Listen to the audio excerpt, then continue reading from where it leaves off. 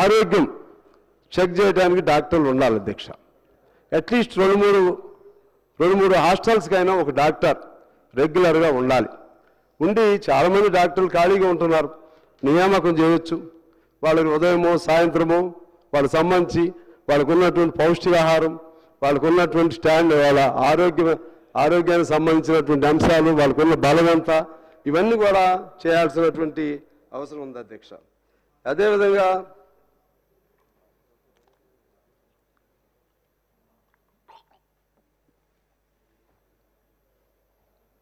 ఇప్పుడు మనం హాస్టల్స్ పెట్టింది పిల్లలకి ఫిజికల్ తల్లిదండ్రులు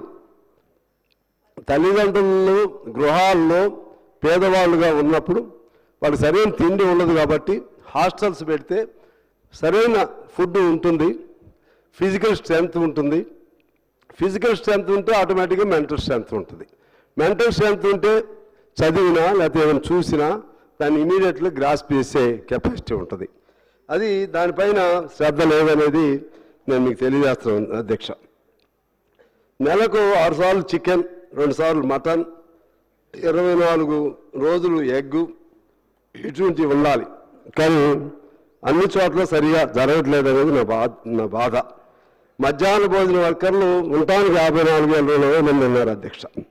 వాళ్ళు కేవలం ఒక్కొక్కరు 3,000 ఇస్తున్నారు. వాళ్ళు ఉదయం నుంచి సాయంత్రం పనిచేస్తారు మధ్యాహ్న భోజన వర్కర్స్, కేవలం 3,000 ఇస్తున్నారు. వాళ్ళకి ఆ మధ్యాహ్న భోజనం కూడా వాళ్ళే డబ్బులు ఖర్చు పెట్టుకుని, ప్రభుత్వం కాదు ముందు వాళ్ళే ఖర్చు పెట్టి పెట్టాలి. ఆ డబ్బులు మనం సరైన సమయం ఇవ్వం. దాంతో స్టాండర్డ్లో ఆటోమేటిక్గా డిటీరియేషన్ వచ్చేస్తుంది అధ్యక్ష.